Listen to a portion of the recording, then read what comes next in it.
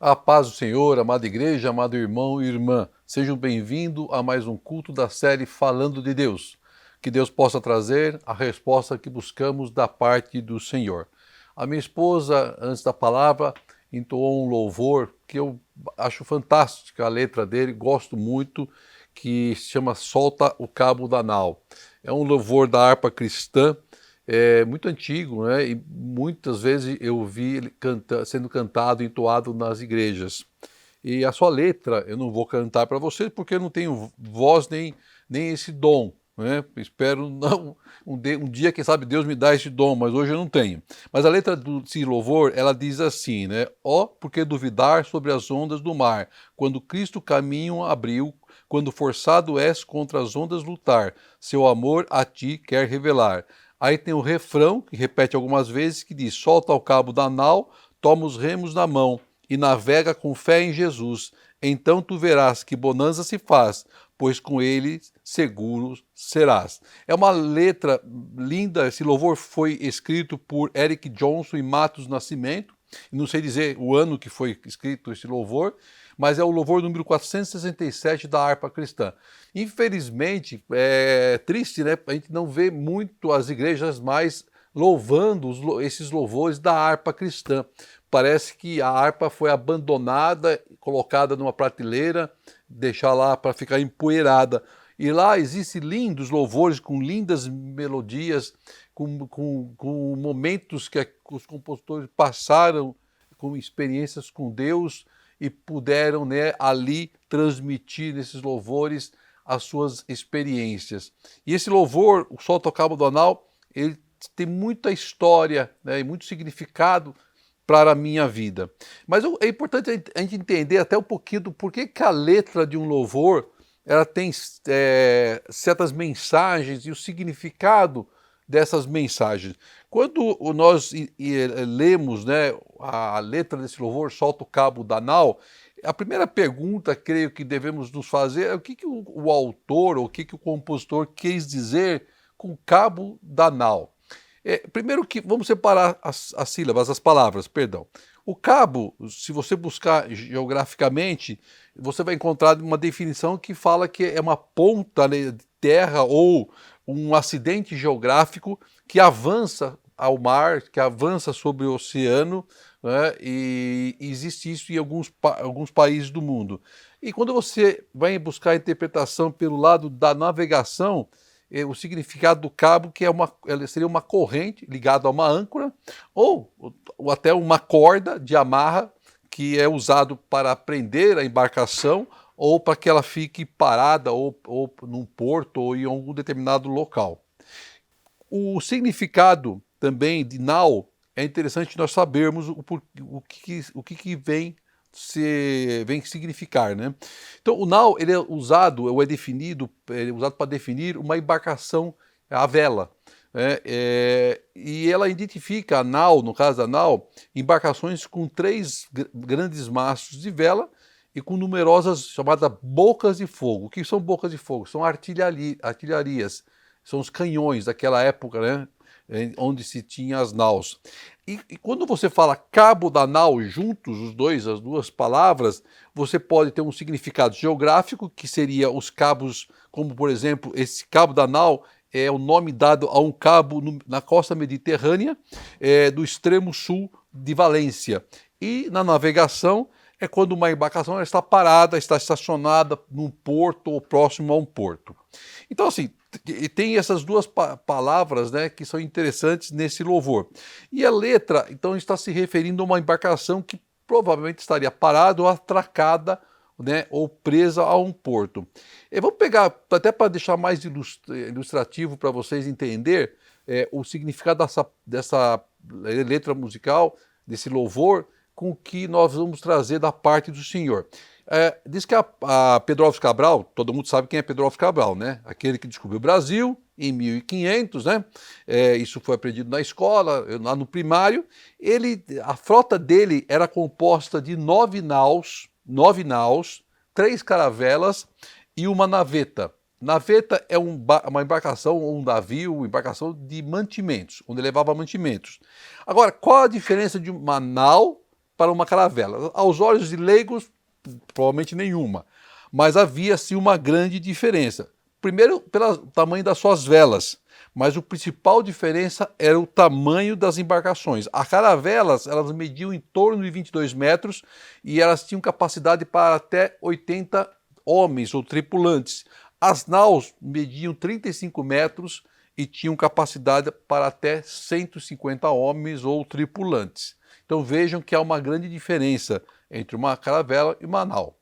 Falando um pouquinho da história, né, que é interessante, do motivo dessa letra, do significado dessa letra, são detalhes que eu acho que é importante até para enriquecer o nosso conhecimento, mas vamos agora buscar biblicamente o que pode ter inspirado, o que pode ter motivado aos compositores desse lindo louvor. Como assim outros e tantos outros louvores que nós podemos encontrar, onde o compositor, aquele que escreveu a letra, provavelmente teve uma experiência com Deus, uma experiência sobrenatural com Deus, e ele foi inspirado pelo Espírito Santo para escrever um lindo louvor ao Senhor. E eu quero chamar a sua atenção que, da mesma forma que esses homens, mulheres, foram inspirados, né, a comporem a nossa vida, se você parar e prestar atenção, muitas vezes passa despercebido certas situações que poderiam se tornar lindos louvores ao Senhor. Ah, você quer dizer que nós vamos virar compositor e cantar louvor? Não, não estou dizendo isso. Mas nós podemos sim compor lindos louvores através da oração, através do clamor, através da busca ao Senhor. Então vamos lá tentar entender aonde o compositor desse lindo louvor, ou os compositores, foram inspirados ou puderam encontrar essa experiência com Deus. A primeira estrofe do louvor, ela diz assim: por que duvidar sobre as ondas do mar, quando Cristo caminho abriu, quando forçado és contra as ondas lutar, seu amor a ti quer revelar. Eu creio que essa primeira parte desse louvor, ela tenha sido usada como referência Mateus 14, de 24 a 32, e eu vou explicar por quê. Porque nessa passagem nos é relatado que Jesus estava com seus discípulos em um barco, em uma embarcação. Estava atravessando para o outro lado do mar quando veio uma tempestade e um grande vento bateu e os alcançou. Lá no versículo 24 diz assim: e o barco estava já no meio do mar, açoitado pelas ondas, porque o vento era contrário. O barco que Jesus estava, que os discípulos estavam, ele estava na contramão dos ventos. E o vento, né, e o risco de naufrágio, ele aumentava a cada minuto, a cada segundo. E aqueles homens, né, que estavam naquele barco, que tinham como experiência a pesca, ou até o que pudesse ter sido marinheiros, eles sabiam que poderiam buscar uma opção melhor ou uma rota diferente que desse mais segurança a eles e àquela embarcação. Mas quando você lê a palavra, que havia ali na parte daquela passagem, lá em Mateus, uma ordenança, né, da parte do Senhor, uma orientação da parte do Senhor Jesus para que eles seguissem aquele caminho até o outro lado. Porque de nada os impediria de alcançar o seu objetivo, mesmo sendo o vento a tempestade. Deus está nos dizendo que, por mais que pareça difícil a situação que estejamos enfrentando, nada vai impedir de nós alcançarmos a bênção do Senhor, de que não deveriam desistir, a palavra diz, de que deveriam continuar, porque a fé deles estava sendo provada sim, assim como nossa fé é provada todos os dias. E com certeza o medo rondava o coração deles, como ronda muitas vezes o medo o nosso coração, mas eles deveriam continuar. Aí a palavra diz no versículo 25 que na quarta vigília da noite, Jesus se dirigiu a seus discípulos andando sobre o mar. Todo mundo conhece essa passagem. E Pedro, né, todos eles se assustaram achando que fosse um fantasma, e Pedro, né, foi quando Pedro falou: deixe eu ir até o Senhor, né, e ele vai até Cristo andando sobre o mar até o momento que ele se assusta ao olhar o mar, a agitação do mar, e afunda. Mas Jesus disse no versículo 27 que para os seus discípulos: tem de bom ânimo, tem de bom ânimo, sou eu, não tem mais. Presta atenção, observe que, primeiro, servir a Cristo não é nada fácil. Ser cristão, seguir o evangelho, não é nada fácil. Por quê? Porque o cristão, ele anda na contramão do mundo, assim como a navegação estava andando na contramão dos ventos. Tudo parece tentar nos impedir de chegar do outro lado, de chegarmos até o local ao qual Deus nos mandou ir. Mas nós temos que ter a certeza da promessa e da vitória do Senhor. Temos que ter confiança no Senhor e obedecer à sua voz.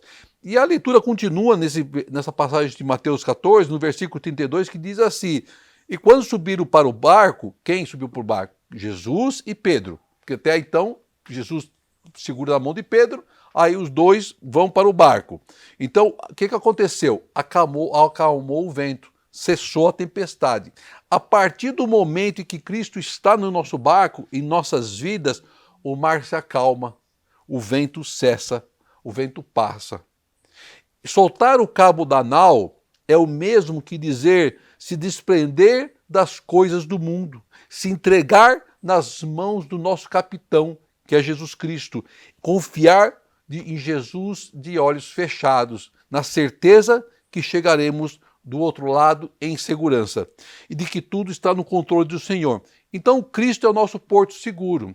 Aí você lê na estrofe seguinte desse louvor, pulando o refrão, que diz assim: trevas vêm te assustar, tempestade no mar, da montanha o mestre te vê, e na tribulação ele vem socorrer, sua mão bem te pode suster.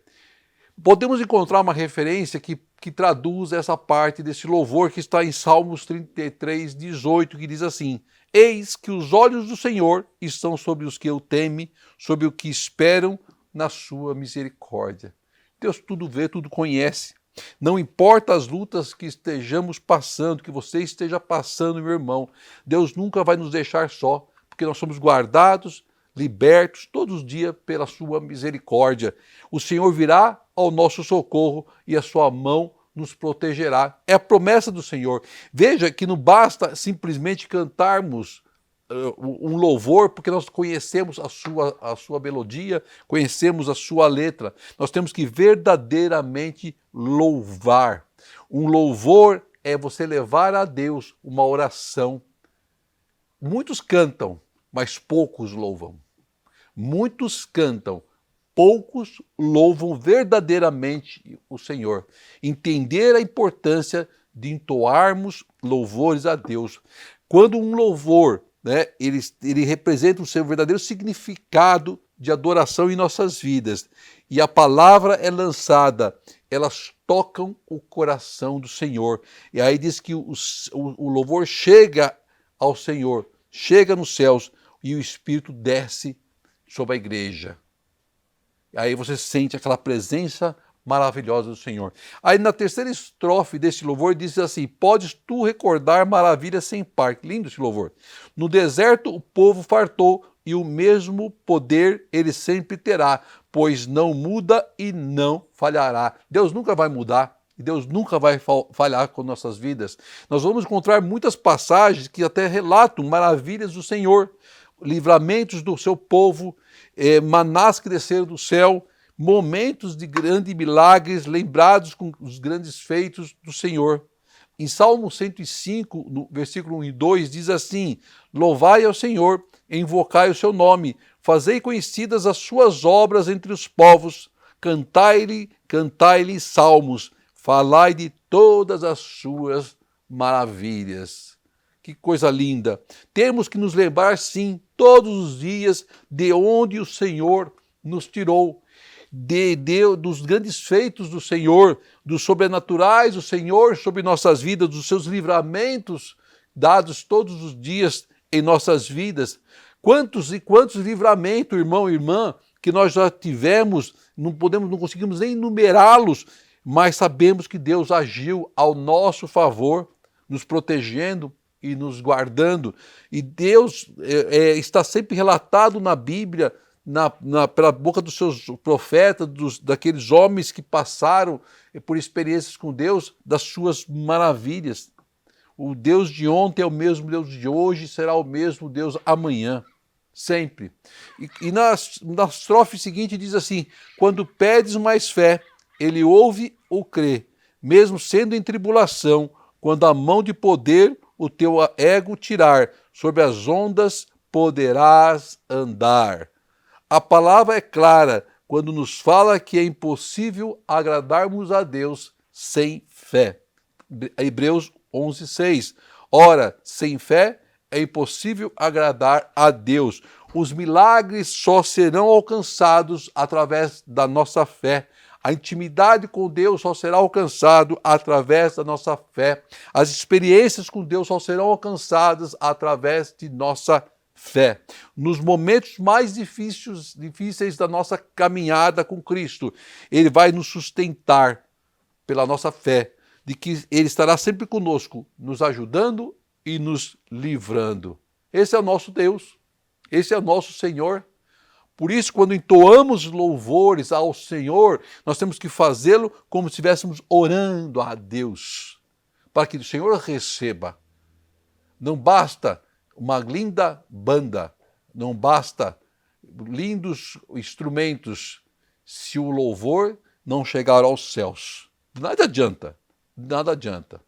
Mas continuando, eu quero fazer uma outra referência, lá em Mateus 7, do versículo 7 ao 11, que vai nos deixar bem claro que a certeza que Deus responderá ao nosso clamor, ao nosso louvor. Diz assim: pedi e dar-se-vos-á, buscai e encontrareis, bater, abrir-se-vos-á, porque aquele que pede recebe, e o que busca encontra, ao que bate abrir-se-lhe-á.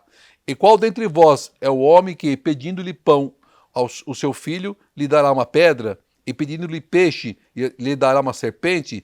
Se vós, pois, sendo maus, sabeis dar boas coisas aos vossos filhos, quanto mais vosso Pai, que está nos céus, dará bens aos que lhe pedirem. Promessa de Deus, promessa de Pai para nossos filhos, promessa do Senhor. Creio que a palavra de Deus nos inspira através dessa composição deste louvor. Solta o cabo da nau. Nossa igreja, nossa confiança deve estar depositada e alicerçada no Senhor, e não em homens e não nas ofertas do mundo. Amarrar nossa vida ao mundo e aos homens nos levará à derrota e à queda. Temos que soltar o cabo, temos que nos desprendermos do mundo e deixarmos ser levados pelo Senhor, porque com o Senhor estaremos em segurança, porque Ele é o capitão, Ele é o comandante da nossa embarcação, da nossa vida. Vamos passar sim por ventos e tempestades, porque a palavra diz isso, mas chegaremos em segurança do outro lado do mar.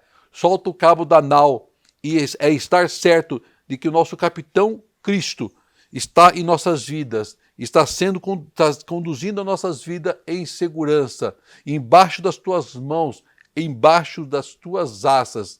Por isso eu te convido, meu irmão e minha irmã, solta o cabo da nau e confie plenamente naquele que morreu na cruz do Calvário por a sua vida e pela minha vida em Cristo Jesus.